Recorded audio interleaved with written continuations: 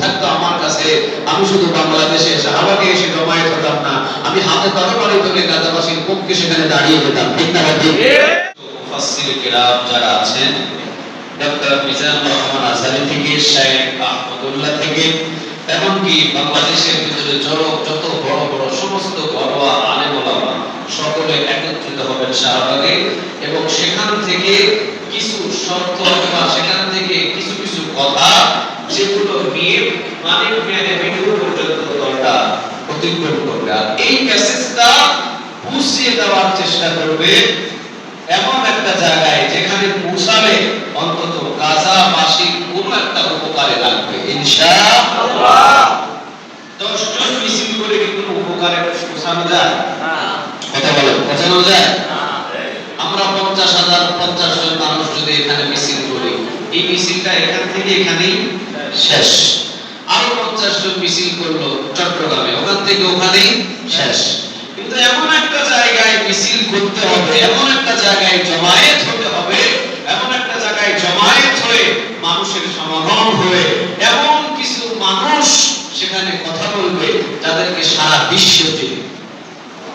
ওই মানুষগুলো যখন নেতৃত্ব দিয়ে কিছু কথা বলবে, আর এই কথাগুলো যখন বাংলাদেশ থেকে বাংলাদেশের শেষ প্রান্ত পর্যন্ত, এমনকি বিদেশের যে প্রান্তগুলো বাংলাদেশকে ফলো করে, ওরাও যখন দেখবে, তখন তাদের একটু হলেও টনক নড়বে। ঠিক না ঠিক? একটু হলেও টনক নড়বে। এই জন্য একা একা নয়, সবাই মিলিতভাবে আগামীকাল 12 মার্চ, 12 এপ্রিল না, আগামীকাল 12 এপ্রিল মার্চ ফর গাজা, এটা জমায়েত হবে। সকল ঘরোয়া আলেমগুলো সেখানে উপস্থিত হবে। যদি সুযোগ হয়, আমরা ফিলিস্তিনবাসী গাজাবাসী তো অনেক কষ্ট করেছে, যদি আমাদের সময় থাকে, ইমার্জেন্সি কোনো কাজ যদি না থাকে, তাহলে আমরা কিছু মানুষ সেখানে যাওয়ার জন্য চেষ্টা করব ইনশাআল্লাহ। অন্তত এতটুকু যাতে করি যে সেখানে গিয়ে আমরা ইবাদতের দাবি নিয়ে আমরা বলেছিলাম যে আল্লাহ, বাংলাদেশ থেকে তো কিছু করতে পারি নাই, অন্তত এখানে উপস্থিত হয়ে একটা মাধ্যম দ্বারা একটা জিনিস প্রকাশ করেছিলাম যে গাজাবাসীর উপরে যেটা করা হয়েছে অন্যায়, এবং গাজাবাসীর পক্ষে যদি হাতে তরবারি ধরার সুযোগ থাকতো আমার কাছে, আমি শুধু বাংলাদেশে শাহবাগে এসে জমায়েত হতাম না, আমি হাতে তরবারি তুলে গাজাবাসীর পক্ষে সেখানে দাঁড়িয়ে যেতাম। ঠিক না ঠিক? একটা দাবি নিয়ে আমরা সেখানে অংশগ্রহণ করার চেষ্টা করব ইনশাআল্লাহ। তবে পরীক্ষা আমাদের উপরেও আসতে পারে, কথা বলেন না কেন, আসতে পারে।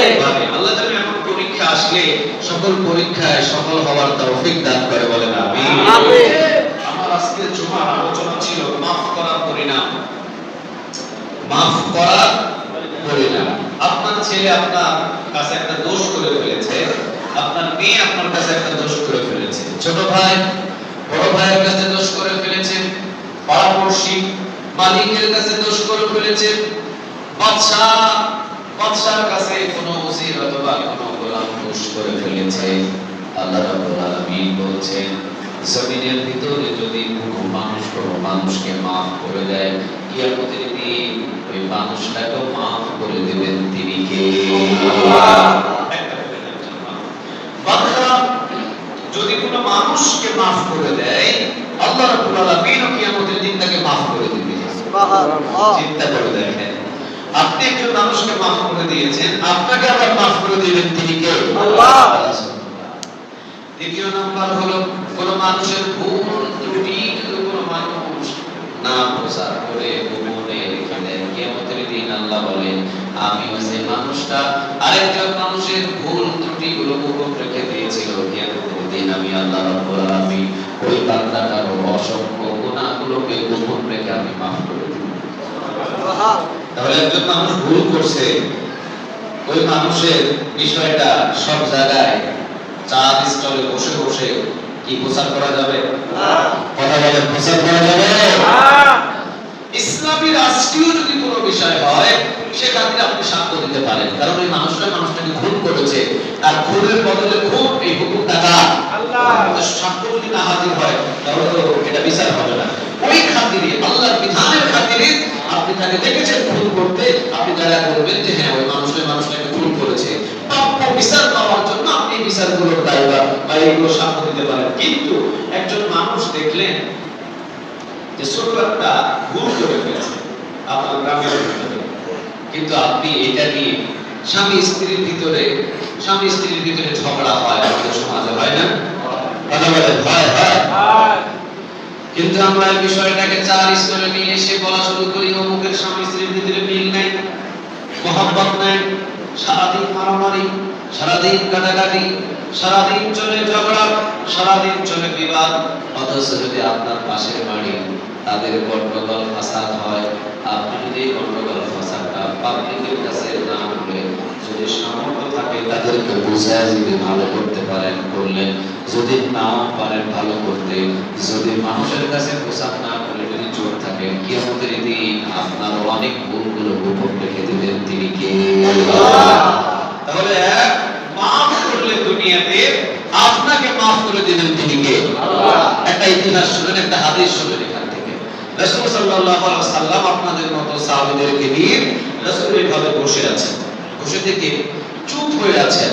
একজন সাহাবীরা বলছেন, নবী কিছু কি আজকে শুনবো না? নবী বলেন, হ্যাঁ শুনবেন। আরেকজন বললেন, নবী আমরা কি আজকে কোনো বর্ণনা শুনবো না? হ্যাঁ অবশ্যই শুনবেন। আরেকজন বললেন, নবী আমরা কি আজকে বর্ণনা শুনবো না? হ্যাঁ শুনবে, হ্যাঁ শুনবে। এখন রাসূল সাল্লাল্লাহু আলাইহি ওয়াসাল্লাম বলা শুরু করলেন, শোনো বর্ণনা শুরু হলো। এই একটু পরে তোমরা তো সবাই জমায়েত হয়েছো, এখন যে সাহাবী আসবে, এখন যে সাহাবী এসে এখানে বসে যাবে, এই সাহাবী জান্নাতি। সুবহানাল্লাহ, বলেন সুবহানাল্লাহ। তোমরা সবাই বসে গেছো, কিন্তু কেউ আর বসার নাই। সবাই লক্ষ্য করো, এখন যে সাহাবী এসে বসবে এই জামায়াতে, এই মজলিসে, আমার সামনে এখন যে সাহাবী এসে আমার জামায়াতে এসে বসবে, এই মজলিসে এসে বসবে, এই সাহাবীটা জান্নাতি। আল্লাহ লিখিত করে দিয়েছে যে এই সাহাবীটা জান্নাতি। সুবহানাল্লাহ বলবেন না? মৃত্যু হয় নাই, জান্নাতি ডিক্লার দিয়ে দিয়েছেন তিনি কে? আল্লাহ। চিন্তা করুন, সমস্ত সাহাবীরা অপেক্ষায় রইলেন কোন সাহাবী এসে বসে, যে সাহাবীটা হলো জান্নাতি। একটু পরে দেখলেন আনসার, এক গরীব সাহাবী, আনসারী এক গরীব সাহাবী এসে বসে গেলেন। সমস্ত সাহাবীরা অবাক, এত বড় বড় সাহাবী এখানে বসা, অথচ আনসারী একজন সাহাবী এসে বসলেন, এই সাহাবী জান্নাতি। রাসূল সাল্লাল্লাহু আলাইহি ওয়াসাল্লাম বললেন, হ্যাঁ অবাক হওয়ার কোনো কারণ নাই, উনি জান্নাতি। সুবহানাল্লাহ।